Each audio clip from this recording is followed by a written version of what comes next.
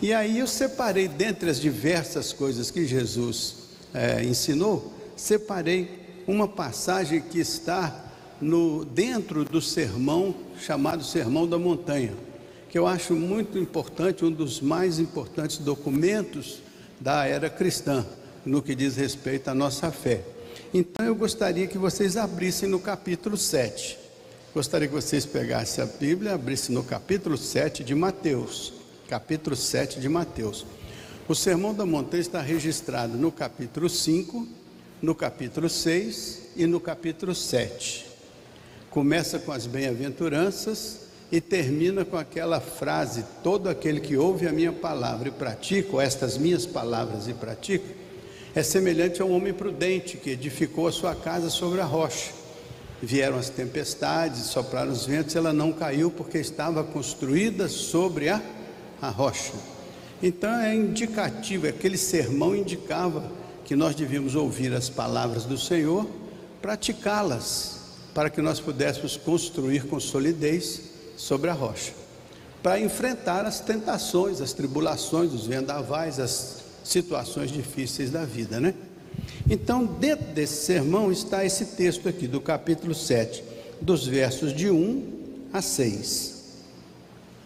Vamos ver aí? Não sei se eles podem colocar lá para nós. Então está lá, né? Não julgues para que não sejais julgados. Então, o primeiro versículo aqui: não julgues para que não sejais julgados. 2: pois com o critério com que julgardes, sereis julgados, e com a medida com que medirdes, sereis medidos. Ou com a medida com que medirdes, com a mesma medida vos medirão a vós. 3: porque vês tu o argueiro no olho do teu irmão, porém não reparas na trave que está em teu próprio olho?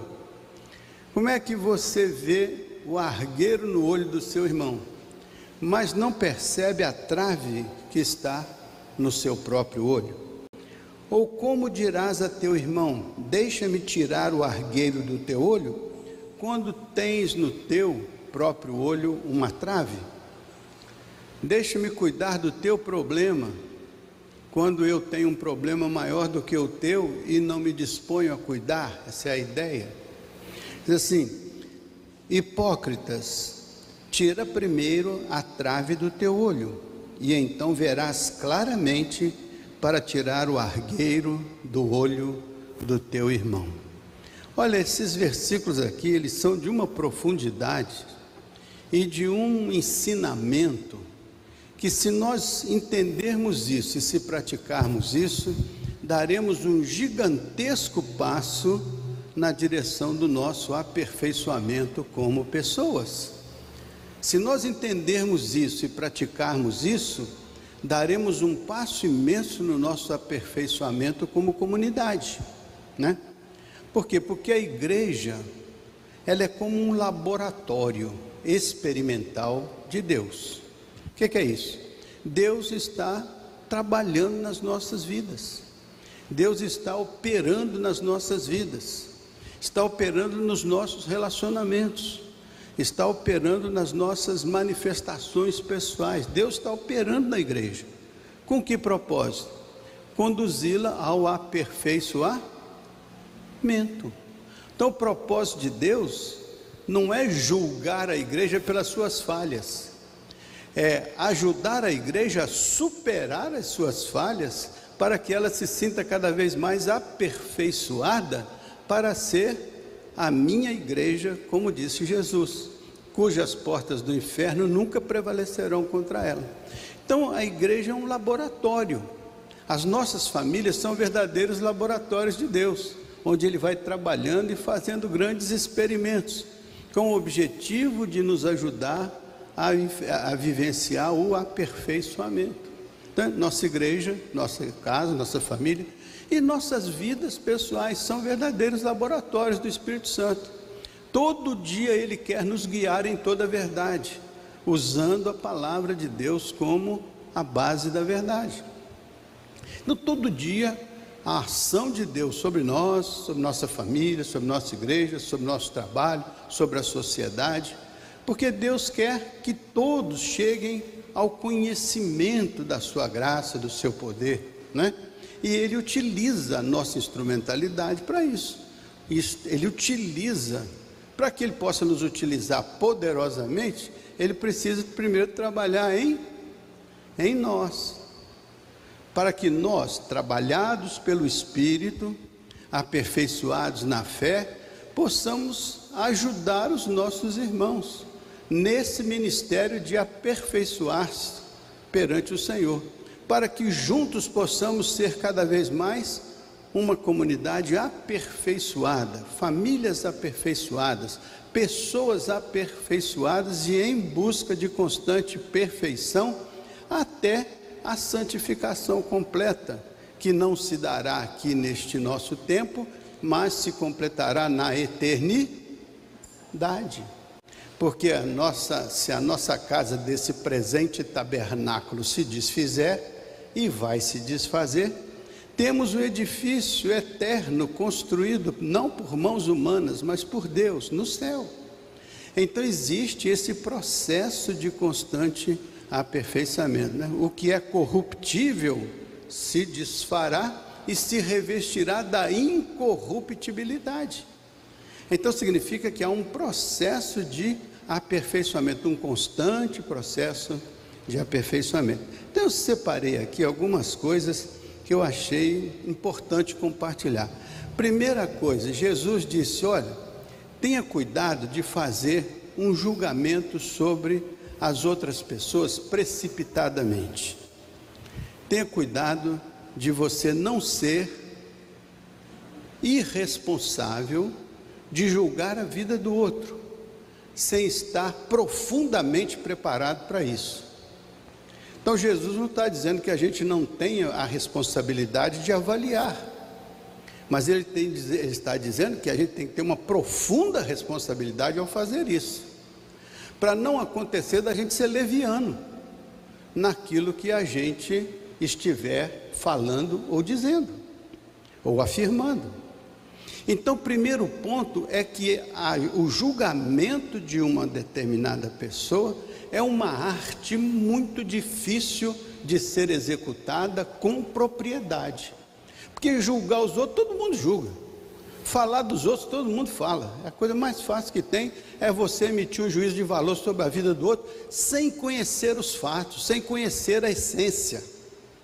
E muitas vezes pode até estar refletindo os seus preconceitos sobre a outra pessoa. Não porque a outra pessoa tivesse essa ou aquela falha, mas porque você tem uma falha que você enxerga no outro. Por isso que Jesus disse: olha a trave do teu olho, antes de você enxergar o argueiro no outro do olho.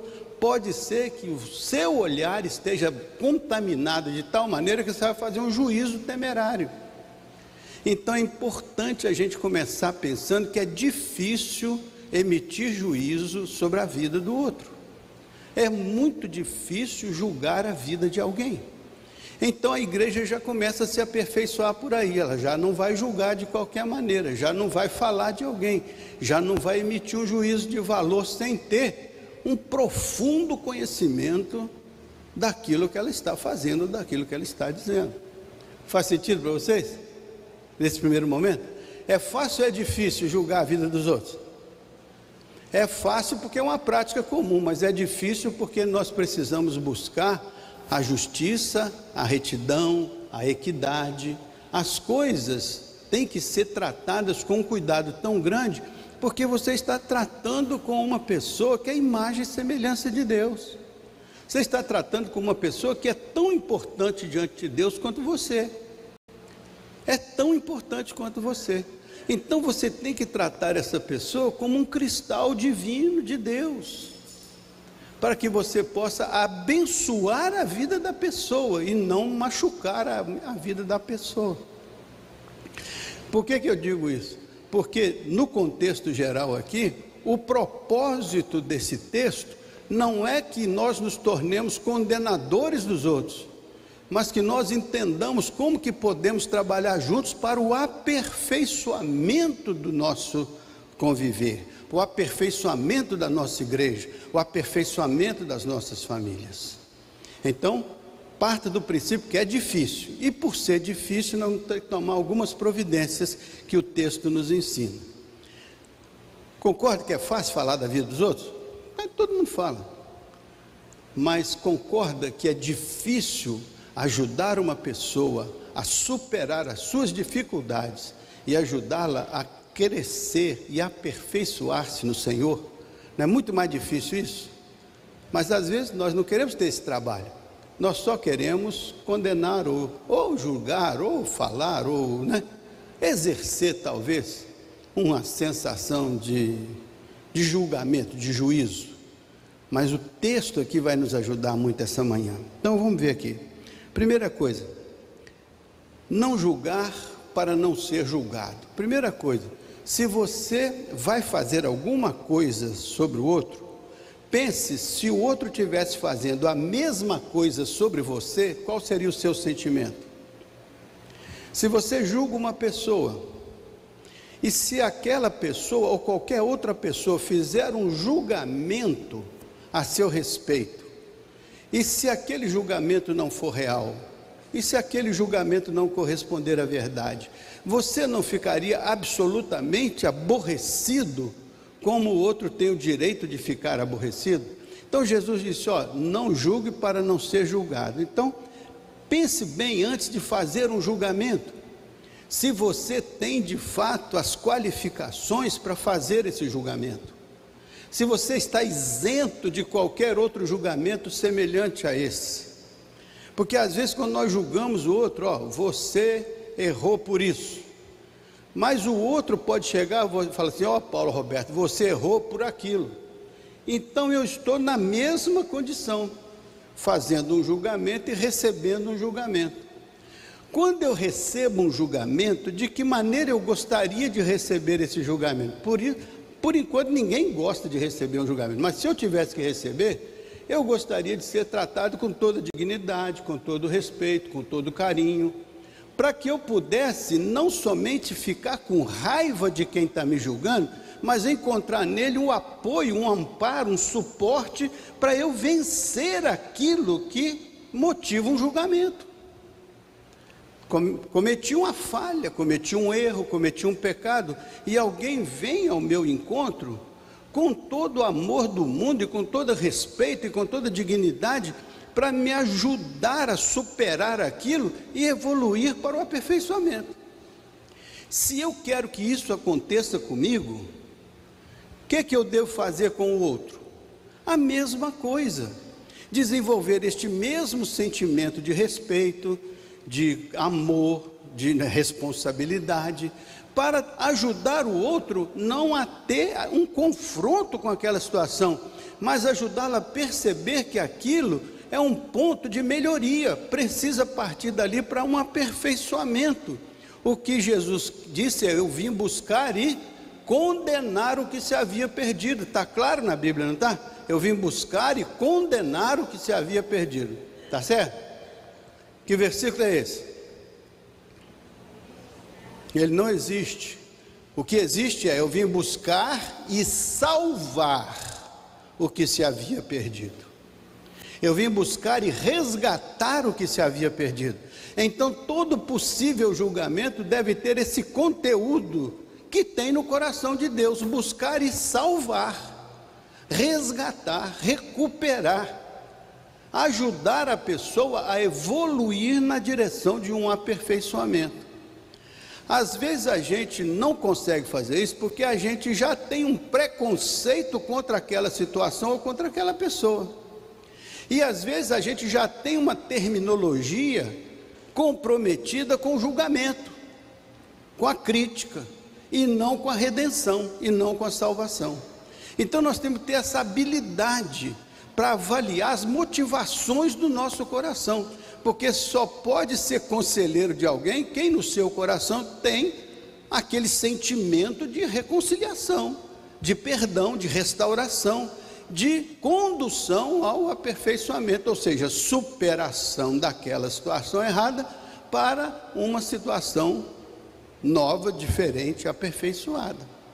Então é muito importante que a gente entenda a dificuldade que é, e a gente tem que se colocar no lugar do outro.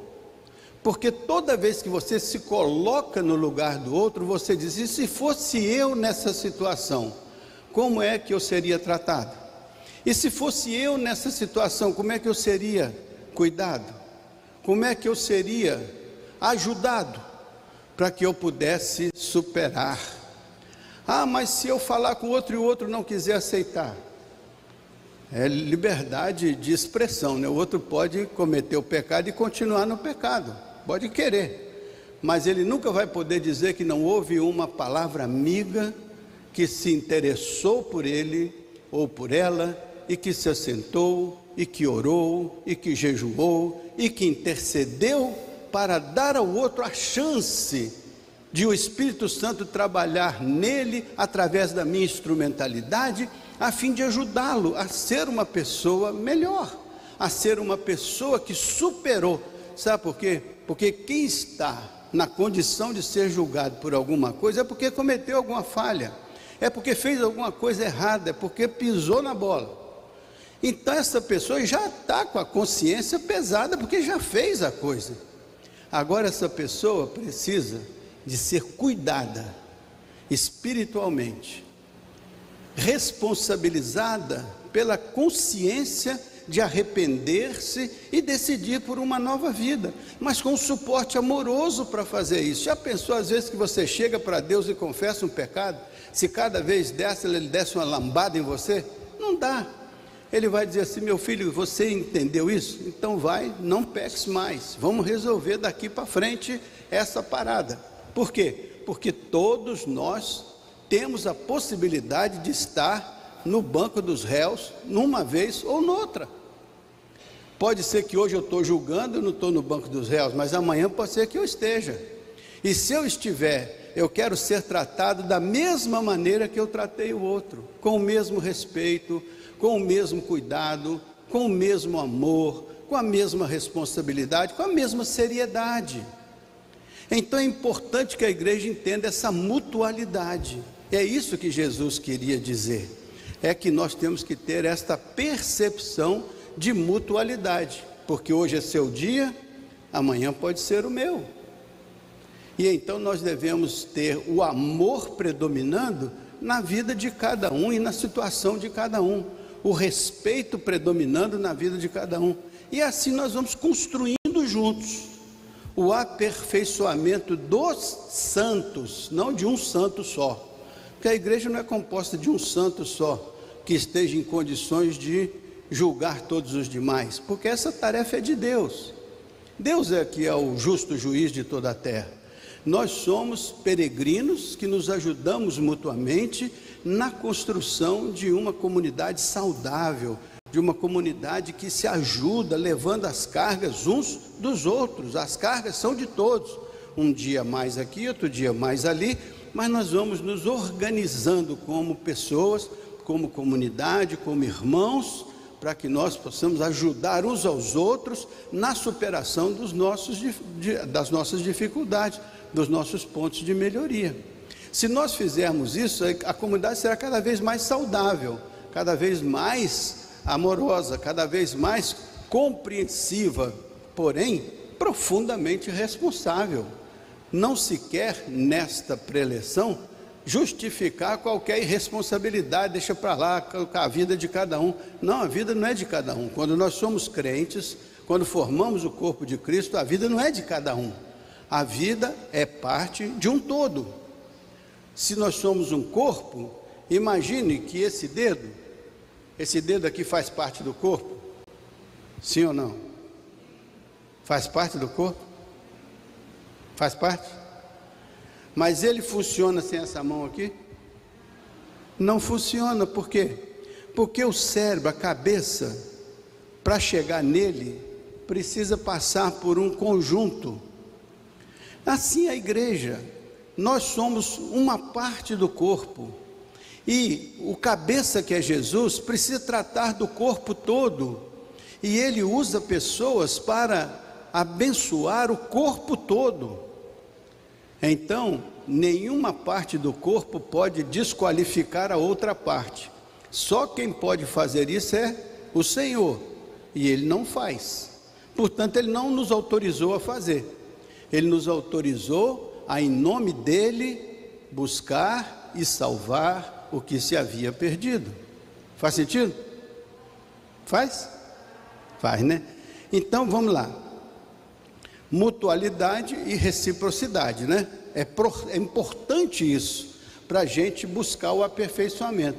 O laboratório de Deus pressupõe uma mutualidade, é mútuo, eu e você somos mútuos, e recíprocos, né? Do mesmo jeito que o pau que bate em Chico, bate em Francisco, e a mesma bênção que cai sobre a igreja e atinge a sua vida que aqui está, atinge a vida do outro que aqui está. A unção do Espírito é derramada sobre o corpo, e o aperfeiçoamento dos santos é para ser experimentado no corpo. Portanto, que é preciso estarmos próximos uns dos outros. Pode haver uma rebeldia muito grande numa situação? Pode. Por isso que a Bíblia diz, rapaz, passe por 3 instâncias antes de fazer qualquer coisa maldosa ou ruim. Converse. 3 instâncias. Primeiro é você, depois é você mais uma pessoa, e por fim, você e a igreja. Mas cuide que essas etapas sejam vencidas com profundo respeito, com profundo amor, com profunda consciência, com profunda clareza, para que todos sejam submetidos à mesma regra, ao mesmo princípio, ao mesmo propósito, para que haja retidão, equidade e justiça, para que assim todos nós, no amor de Deus, possamos nos ajudar mutuamente e crescermos mutuamente. Faz sentido isso? Até no Velho Testamento, no capítulo 17 de Deuteronômio, diz que nós devíamos estar ali cuidando, que nenhum julgamento se faria unilateralmente. Era preciso haver as pessoas que pudessem testemunhar o fato, que pudessem estar ali clareando as situações, as circunstâncias, né? Para que ninguém tivesse o risco de sair falando da vida dos outros sem fundamento. Então, toda vida precisamos de um fundamento, né? Estava conversando com o Rodrigo, que é advogado, e pensei, como é que é um processo? Primeiro, há uma investigação, há uma análise, né, das coisas. Se foi encontrado indícios de que a pessoa fez uma coisa errada, então há um indiciamento. Esse indiciamento vai se transformar numa denúncia do Ministério Público. Depois dessa denúncia vai se transformar num julgamento onde as partes têm direito ao contraditório. Depois o juiz vai emitir um julgamento a partir dessa oitiva total, dessa análise total. Só depois disso é que pode chegar, você é condenado a isso. Mas aí ele tem direito de recorrer a uma instância, a instância julga, ele tem direito de recorrer a outra instância. No nosso juízo aqui, acho que até 4ª instância, Rodrigo? Vai até uma 4ª instância, né?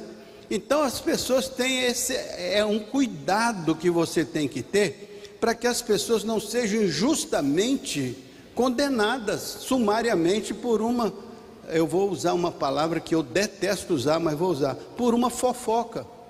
Às vezes a pessoa faz uma fofoca, condena a pessoa numa fofoca, e a pessoa não teve direito a nada, não teve um contraditório, não foi dialogado com ela o assunto, não foi tratado biblicamente, simplesmente falou-se aleatoriamente, irresponsavelmente, maliciosamente, e não produziu bem algum, não aperfeiçoou nada, só foi estragar mais ainda. Então está completamente fora do escopo bíblico. Quem faz isso está completamente fora do escopo bíblico. Então, se nós queremos ser uma comunidade saudável, o caminho é esta mutualidade, esta reciprocidade, esta lealdade, né? No livro de Provérbios tem assim: não faça o mal contra o seu irmão que habita com você confiadamente. Se habita com você confiadamente, não traia a confiança. Pelo contrário, use todos os seus recursos para ajudar a pessoa a se desenvolver como pessoa, aos olhos de Deus, para ser o melhor crente, o melhor cristão. Se você consegue isso com alguém, você conseguiu uma bênção gigante para a vida daquela pessoa, para a sua vida e para a vida da comunidade e para o reino de Deus. Então pense que a nossa obra, ao estabelecer qualquer parâmetro de julgamento, é para abençoar o reino de Deus, é para abençoar a obra de Deus, é para abençoar a igreja de Deus, é para abençoar a família de Deus, é para abençoar a vida daquele que segundo o coração de Deus, que é segundo o coração de Deus, é para abençoar. Partindo do princípio que todo mundo que cometeu um erro deve querer melhorar. E se não quer, então você não pode obrigá-lo, mas pode servir de apoio divino para que a pessoa faça uma avaliação. Então, um outro ponto aí, até eu fiquei pensando, quando estava pensando isso aqui, numa frase que a minha mãe tinha um negocinho lá, um azulejo escrito lá, que era no corredor, dizia assim: Deus te dê em dobro tudo que você me desejar. Deus te dê em dobro tudo que você me desejar. Mas, mãe, por que você vai botar? Porque vocês têm que desejar só coisas muito boas para os outros, porque aí Deus vai te dar em dobro, você vai ser muito abençoado. Se você ficar desejando mal, ficar desejando confusão, ficar desejando problema, no fim de contas, se Deus te der em dobro, você vai ser pior do que aquele que você está julgando, pior do que aquele que você está criticando. Então Deus te dê em dobro tudo aquilo que você me desejar. Meu desejo para esse sujeito, pois Deus te dê em dobro. O desejo que ele seja a coisa mais abençoada do mundo, pois Deus te dê em dobro. E assim você vai avaliando a sua atitude em relação ao seu próximo, né? E a Bíblia diz isso: tudo que o homem semear, ele também ceifará. Tudo que a gente planta, a gente colhe. Às vezes eu planto uma coisa errada na minha vida, vou colher a tempestade. E se puder chegar alguém e acalmar a tempestade e ajudar a resolver, foi o que Jesus fez quando o mar ficou revolto e o barco ia afundar. Ele foi lá e resolveu, atendeu ali uma situação de emergência. Então isso é o que a gente faz: apagar o fogo, apagar o incêndio, ajudar as pessoas a tomar uma reposicionada na vida, porque às vezes é isso que precisa, é reposicionar a vida.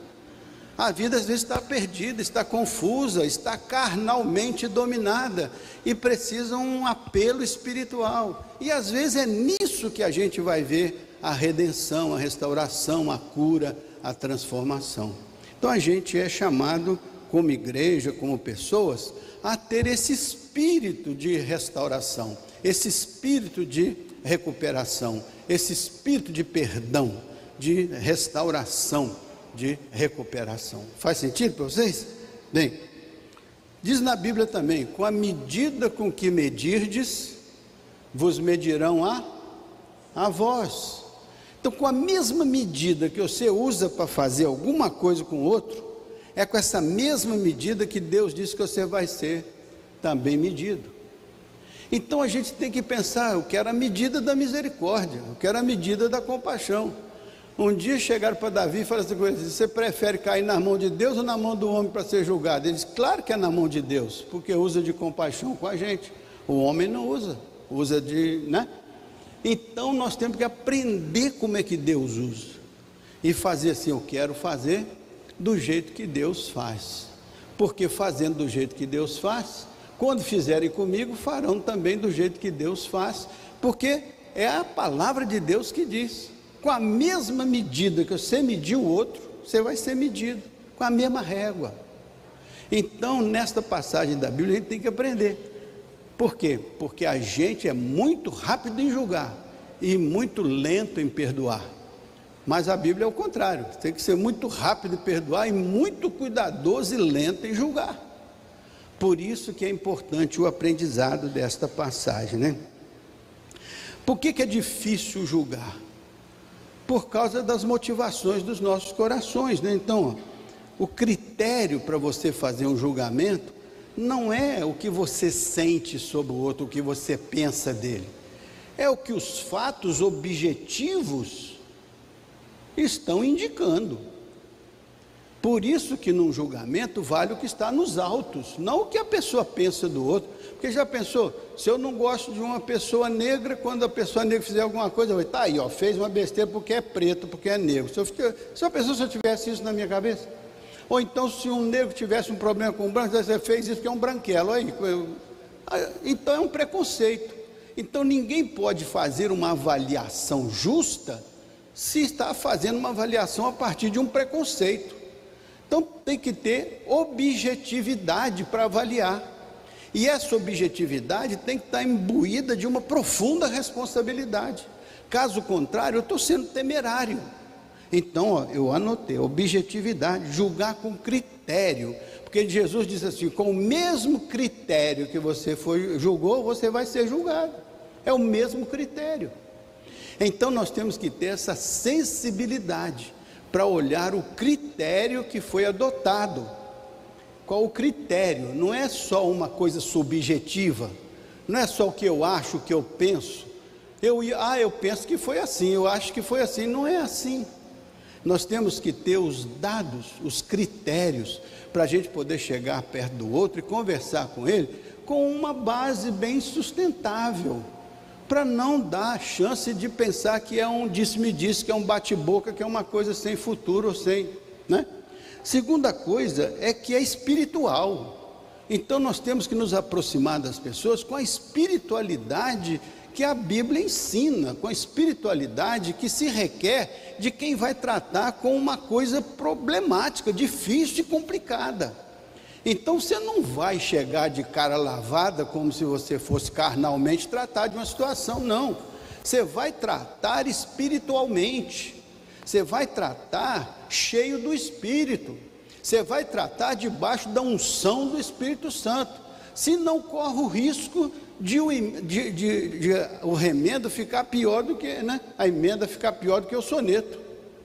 Então nós temos que ter muito cuidado para a gente involuir o problema e não evoluir o problema. Se a gente não tiver habilidade, a gente faz o problema crescer. Aí o fulano toma parte do outro, o outro toma parte do outro, o outro toma parte do outro, daí a igreja está dividida, aí tem um grupo aqui, tem outro grupo ali, e assim começa a confusão. Vocês podem ver isso lá no Congresso Nacional, por exemplo, a confusão que é fazer uma CPI, né? Então, nós não podemos ter uma CPI, nós temos sempre que ter uma postura profundamente espiritual em tratar com a vida de cada pessoa, qualquer que seja ela, branca, preta, alta, baixa, rica, pobre, não importa. Qualquer pessoa é um ser humano responsável diante de Deus e também é uma pessoa criada à imagem e semelhança de Deus. Então, por que é tão difícil a gente exercer esta orientação bíblica na hora que a gente julga ou faz observação sobre qualquer irmão, sobre a vida de qualquer pessoa? Por que é tão difícil fazer da maneira certa? Por que é tão difícil fazer da maneira correta? Por que é mais fácil fazer da maneira errada? E por que a gente parece sentir um certo prazer em fazer da maneira errada? Porque é a maneira carnal de fazer. Então, a parte espiritual é mais difícil porque ela dá mais trabalho, é mais trabalhosa, e implica maior nível de responsabilidade, de comprometimento com o propósito de Deus, né? E visa não somente entender o que está acontecendo, mas ter o propósito de restaurar, de recuperar, de vencer. Então é difícil por causa da nossa miopia espiritual. A gente às vezes é míope, espiritualmente falando. A gente se julga muito sábio, muito capaz de defender a verdade, a coisa certa, mas muitas vezes nós estamos em relação a um que pecou, ou que caiu, ou que falhou, ou que fez alguma coisa que não nos agradou. A gente tem uma certa miopia espiritual, e Jesus diz, por que nós temos uma miopia espiritual? Está aqui no texto, por quê? Porque muitas vezes, quando a gente quer tirar o argueiro do olho do irmão, a gente não consegue, porque está com uma trave no olho da gente. Então a trave significa um obstáculo muito maior do que o argueiro, que é um pequeno cisco.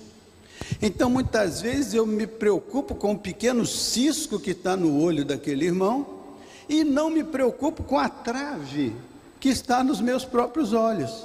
Por isso que produz uma miopia espiritual, porque eu não consigo enxergar espiritualmente, porque eu estou com um bloqueio na minha visão. Então eu estou pensando que o problema é o argueiro no olho do outro, mas na verdade o problema é a miopia nos meus olhos, porque eu estou enxergando distorcidamente. Eu estou atribuindo ao outro um erro, um pecado, um problema, alguma coisa que vai prejudicar a comunidade, vai prejudicar a igreja, vai prejudicar a família, mas não vejo que muitas vezes a minha vida prejudica mais do que a vida daquele que eu estou julgando e que eu estou olhando, e não deveria olhar com este olhar de quem está tão comprometido que não teria condições de fazer aquele julgamento. Então essa miopia espiritual precisa ser entendida e precisa ser trabalhada. Por quê? Porque nós precisamos cuidar da casa do Senhor, nós precisamos cuidar das relações, nós precisamos cuidar da santidade, cuidar da pureza da igreja, da pureza das nossas famílias, da pureza dos nossos corações. Nós precisamos disso. Por isso que nós temos que ter um preparo para isso. A gente não consegue isso acidentalmente, a gente não consegue isso sem ter uma educação, a gente não consegue isso sem ter uma disciplina, a gente não consegue isso sem ter uma liderança do Espírito Santo, porque isso é obra do Espírito na vida da gente. Então a gente tem que ter essa capacidade de reconhecer que nós precisamos aperfeiçoar a nossa vida primeiro, para que depois possamos abençoar a vida de terceiros, porque muitas vezes ao invés de abençoar a vida de terceiros, a gente vai prejudicar mais ainda, vai complicar mais ainda, pela falta de habilidade, pela falta de espiritualidade com que as questões devem ser tratadas. Faz sentido isso para vocês? Por que eu devo ter um preparo? Porque o texto diz, Jesus diz assim, tire primeiro a trave do seu olho, para que você veja claramente, e depois tire o argueiro do olho do seu irmão. Então é um processo. Antes de eu querer fazer qualquer coisa com o outro, eu tenho que ter a certeza absoluta que eu já fiz comigo, porque senão eu serei uma pessoa arrogante, prepotente, ao invés de ser uma pessoa humilde, que já passou pelo tratamento do Espírito Santo, já sabe como é doloroso, já sabe como é complicado, já sabe como é difícil, e agora então me habilito espiritualmente a fazer pelo outro o que o Espírito Santo já fez por mim, usando a vida de alguém, ou me dando ele mesmo uma assistência nas minhas horas, de dificuldade, de problema. Então é preciso fazer o que Jesus diz: primeiro cuida da sua vida, para depois cuidar da vida dos outros. É muito importante esse processo, porque a gente quer cuidar da vida dos outros, sem nem se preocupar com a vida da gente, e às vezes a gente está preocupado com o argueiro, que é um negócio pequenininho na vida do outro, e está deixando um negócio grande na vida da gente, que está bloqueando toda e qualquer operação do Espírito na vida da gente. E a gente, ao invés de ser bênção na vida do outro, acaba sendo um problema na vida do outro, e ampliando o problema. Se o problema era um, daí a pouco ele já é duplicado, triplicado e quadruplicado, por falta de sensibilidade espiritual, por falta de preparo espiritual, Então esse é um ponto que a gente deve ter. É difícil por causa da nossa miopia espiritual. Então, para a gente ser bênção no sentido de ajudar a igreja a se aperfeiçoar, tem que começar por cada um de nós. Eu não tenho que esperar que a santificação da igreja comece com o João, com o Pedro, com o Antônio, com a Maria. Eu tenho que pensar que a santificação da igreja, o aperfeiçoamento da igreja deve começar em mim. Eu é que sou o ponto de partida para a edificação da igreja. Eu é que sou o ponto de partida para a edificação da família. Ah, não, mas aqui em casa é assim, bateu, levou. Então é uma vida de reatividade. Isso não conduz a nada, porque nós precisamos ter uma vida de proatividade, ou seja, em cada situação, avaliar a situação, entender a situação, buscar a compreensão bíblica da situação, e então agir sob a unção do Espírito. Para isso é preciso que eu tenha um treinamento espiritual, preciso o Espírito trabalhar comigo, preciso o Espírito Santo me quebrantar, preciso o Espírito Santo mudar meu coração, preciso o Espírito Santo me dar o fruto do Espírito, para eu agir com harmonia, com paz, com longanimidade, paciência, temperança, domínio próprio. Eu preciso disso para poder ser bênção na vida do outro. Enquanto eu não alcançar essa bênção, eu estou precisando que alguém seja usado pelo Espírito para me abençoar, para me dar essa bênção que eu tanto preciso, para que eu possa ser bênção na vida do outro. O problema é que muitas vezes nós queremos tratar o problema do outro com a nossa carnalidade, com a nossa maneira arrogante ou prepotente, e isso não conduz a nada positivo. Então nós temos que entender, pelo primeiro lugar, é sermos tratados pelo Espírito, é sermos trabalhados espiritualmente, a fim de amadurecermos na fé, no conhecimento de Deus, na compreensão e na submissão ao propósito de Deus. Eu tenho que ser submisso a Deus, para quando eu tratar ou que eu quiser participar ou ajudar na edificação da igreja, na santificação da igreja, eu tenho que ter a convicção de que começa comigo. Há um hino bonito, né, Alex? Não sei se você conhece aquele hino. Haja paz na terra começar em mim, né? Conhece, Lídia, aquele hino? Haja paz na terra começar em mim e indo além, né? Aonde eu for, seja o que for, seja o que eu fizer, onde eu fizer, com quem eu fizer, do jeito que eu fizer, seja tudo começando em mim e indo além para levar o reino de Deus até os confins da terra. Então esse é o primeiro ponto desta noite, em continuação ao que nós estávamos pensando. Jesus usa uma comparação muito pertinente sobre o nosso envolvimento com o julgamento, quando ele diz lá que nós devíamos olhar a nossa trave, resolver o problema da nossa trave, depois de destravado o coração, a mente, aí nós vamos nos habilitar a ser bênção na vida do outro, mas não ser um juiz despreparado, porque a maioria das vezes nós somos juízes despreparados, nem sabemos os fatos, nem conhecemos a totalidade, nem conhecemos a pessoa, nem temos o preparo para isso, e de repente nos arvoramos em julgar a vida dos outros. Temos que ter uma sensibilidade para pensar, puxa, eu preciso primeiro ser trabalhado pelo Espírito, para depois ser uma bênção nas mãos de Deus, para ajudar aquele irmão que precisa deste mesmo problema que eu precisei, da mesma forma que eu também precisei. Nossos pecados nunca vão ser os mesmos, né? Um pecado é de um jeito, outro pecado é de outro jeito, outro pecado é de outro jeito, mas todos os pecados produzem a morte. Então todos nós estamos condenados à mesma morte espiritual, que é a separação de Deus. Então eu não posso achar que o outro está separado de Deus e eu estou 100%. Eu tenho que sempre pensar, se o outro está separado, talvez foi porque eu não orei tanto pela igreja quanto eu devia orar. Talvez eu não fui tão dedicado para a igreja ser mais pura, que constrangesse aquele irmão a não pecar. Então eu vou sentindo que eu também faço parte desse processo de purificação e de santificação. Não é verdade? É importante. Como é que se mede o nível espiritual de uma igreja? O nível espiritual dessa igreja é um nível bom? É um nível legal? Essa igreja está bem espiritualmente?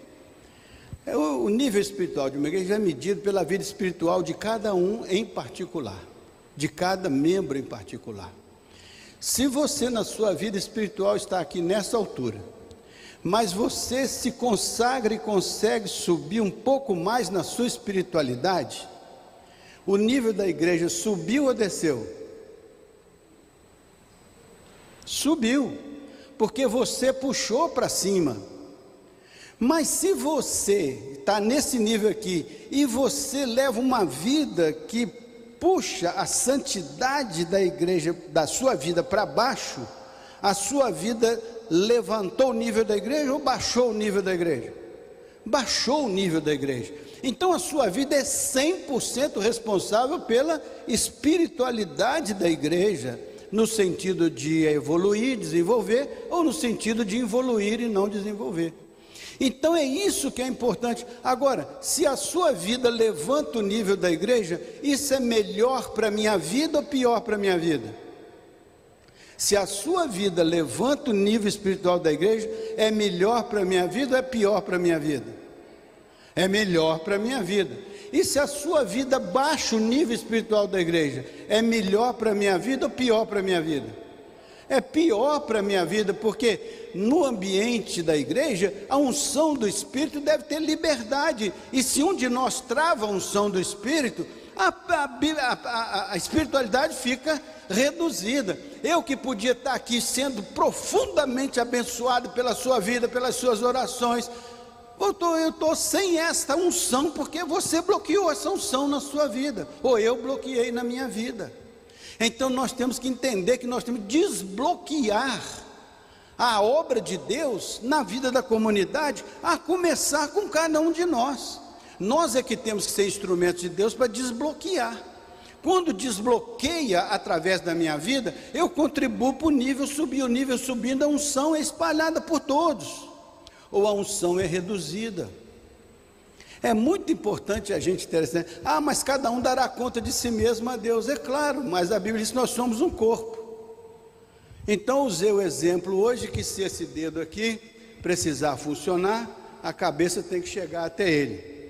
Mas imagina que esse dedo aqui, vamos pegar aqui, esse dedo aqui é você, esse dedo é você, e você tem uma missão importante a cumprir.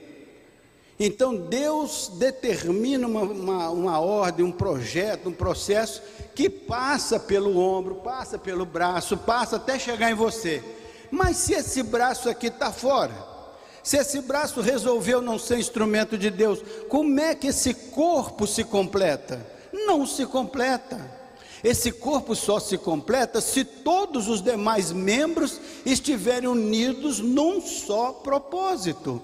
Por isso que a Bíblia diz que nós devemos estar alicerçados e arraigados em amor no Senhor, para que nós possamos experimentar a plenitude de Jesus na vida da gente. E essa plenitude não é uma coisa isolada. A plenitude da igreja é uma plenitude coletiva, é uma plenitude conjunta. A igreja precisa ser uma estrutura, uma organização, um organismo vivo, ungido pelo Espírito, e todos têm que ter o comprometimento de fazer que a igreja seja uma obra inspirativa, espiritualmente preparada, capaz de ser um farol na cidade para iluminar, uma ponte sobre as águas para criar comunicação com o resto do mundo, uma vida capaz de abençoar as demais vidas. Então Jesus disse: rapaz, não faça nenhum julgamento precipitado, comece por fazer uma autoavaliação, comece para perceber se tem alguma trave no seu olho. Aí você vai dizer: não, pastor, não tem trave nenhuma no meu olho não, meu olho está tranquilo, não tem nenhum argueiro, não. Então comece desde já a realizar uma obra espiritual de tal valor que todo mundo reconheça unanimemente a obra do Espírito Santo no irmão ou na irmã, e através do irmão ou da irmã, porque aí você estará efetivamente fazendo a obra de Deus, que não é julgar ou condenar, não é desqualificar, mas é somar para o bem comum, que é o corpo de Cristo construído pelo Senhor, e Ele é cabeça. Já pensou, Jesus tem uma cabeça que está ligada a um corpo? Já pensou um corpo cheio de mazela, cheio de problema, cheio de coisa errada, cheio de coisa debaixo do tapete? Aí o senhor fica assim: mas como é que eu vou trabalhar com a igreja toda desse jeito? Eu preciso de uma igreja pura nos seus valores e princípios, na sua espiritualidade, uma igreja que se ajude mutuamente, porque nenhuma condenação há para quem está em Cristo Jesus. Mas e se eu pequei? Se pequei, temos um advogado diante de Deus, Jesus Cristo. Mas e se eu não tiver essa consciência e não conseguir sozinho? Levai as cargas uns dos outros. É assim que funciona. É ajudarmos-nos mutuamente, para que a obra avance. Então, veja só, porque ver o argueiro no olho do irmão e não ver a trave que está no seu próprio olho? Por que a gente tem a tendência de ver o argueiro no olho do outro e não ver a trave que está no olho da gente? Isso é muito comum. Eu estou pregando aqui, eu posso estar pregando uma coisa maravilhosa e eu posso estar falando contra o seu problema, mas pode ser que eu tenha um problema maior do que o seu. Então eu estou aqui fazendo uma coisa errada. Você pode estar aqui cantando, canta aqui mais lindo do mundo, pensando que está abençoando a vida dos outros, mas pode ter um argueiro no olho do outro e uma trave no seu olho.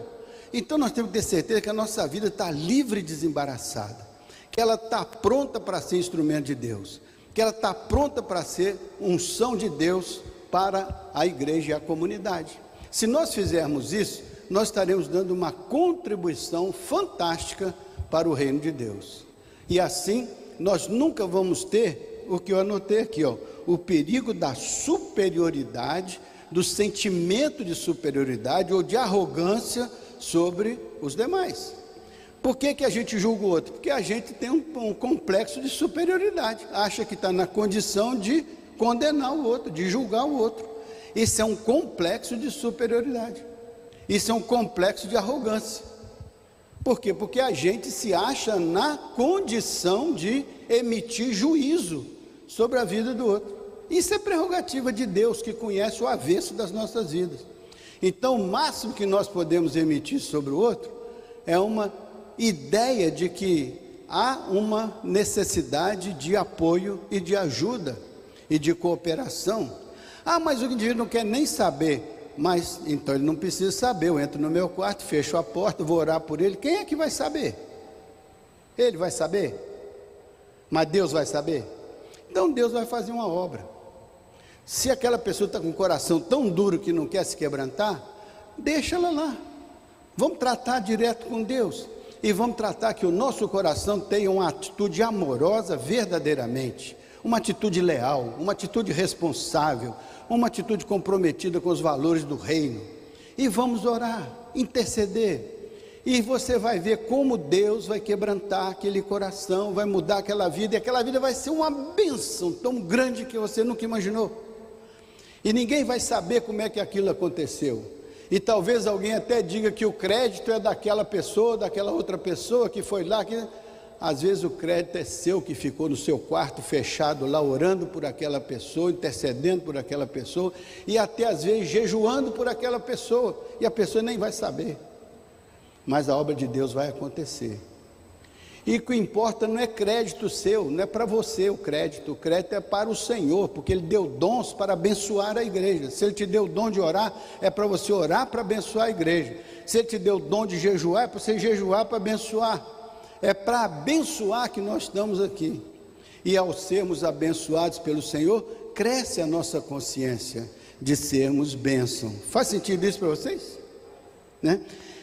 Exatamente por causa da trave é que você não faz um bom julgamento. Sabe por que ele não faz um bom julgamento? É por causa da miserável da trave que está no olho da gente. Se a gente não tivesse essa trave no olho, não faria um mau julgamento, faria sempre um julgamento segundo o coração de Deus. E ao fazer segundo o coração de Deus, nós encontraríamos um Deus que é amor e que vai restaurar, e que veio buscar, que veio salvar, que veio transformar, que veio abençoar. E o amor de Deus nos constrange. Então o pecador não tem como, ele não vai brigar comigo, porque ele vai sentir que é um amor verdadeiro, sincero, de quem está orando, intercedendo, buscando, ajudando, cooperando. Então nessa igreja vai haver fofoca? Nunca vai haver, porque o nível de responsabilidade espiritual é tão elevado, que uma fofoca vai ser vista como uma necessidade de apoio espiritual para aquela pessoa que está fazendo esse negócio errado. Por quê? Porque a espiritualidade da igreja está crescendo. a santidade da igreja está crescendo. Não é nenhum legalismo, não é nada disso. Esse legalismo religioso pode atrapalhar. O que nós precisamos é uma visão amorosa sobre a igreja de Jesus Cristo.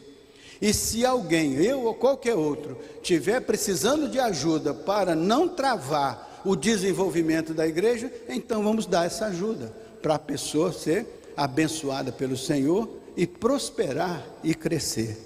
Que o Espírito do Senhor tenha liberdade de fazer isso, né? Quando Paulo escreveu aos Romanos capítulo 2, verso 1, ele diz assim: portanto, és inexcusável, ó homem, seja você quem for, quando julgas, porque a ti mesmo te condenas em tudo aquilo que julgas no teu semelhante, pois tu que julgas, pratica exatamente as mesmas coisas. Então, quando nós julgamos, nós temos que ter cuidado, porque eu posso estar julgando ali, mas estar praticando algo que é muito mais merecedor de julgamento do que aquilo que eu estou fazendo. Então nós temos que ter a sensibilidade para a nossa vida ser pura de intenção, pura de sentimento, uma vida de espiritualidade autêntica, uma vida de amor verdadeiro, uma vida comprometida com a ideia de que uma comunidade deve ser conduzida para o alto, e nós devemos nos sentir instrumentos para abençoar, nunca para amaldiçoar, né? Vamos ver aqui, para encerrar. É difícil porque queremos consertar a vida dos outros e não vemos quanta coisa precisamos arrumar na nossa própria vida. É a perda do senso de responsabilidade e de visão sistêmica. Todos nós achamos que devemos consertar, até na pregação a gente acha que tem que consertar a vida de todo mundo. No louvor aqui, nós achamos que tem que consertar a vida de todo mundo, porque estou cantando para consertar a vida de todo mundo. Mas muitas vezes nós não percebemos que temos que começar conosco. Nós temos que consertar a nossa própria vida, para a nossa própria vida ser um instrumento de revelação de Deus, e não de revelação da carne. Tem que ser da revelação do Espírito, porque o Espírito é que faz a obra, o Espírito é que transforma. Então, muito importante, nós não devemos querer consertar os outros antes de termos feito o dever de casa com cada um de nós mesmos.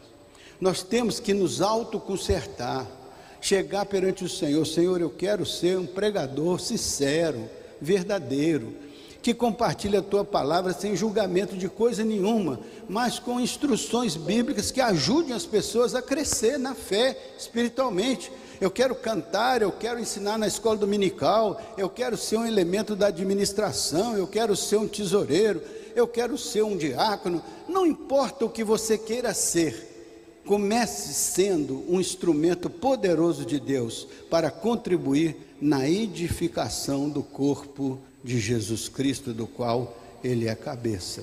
Então, antes de pensar em alguma coisa na vida do outro, vamos começar pensando nesta mesma coisa em relação a nós.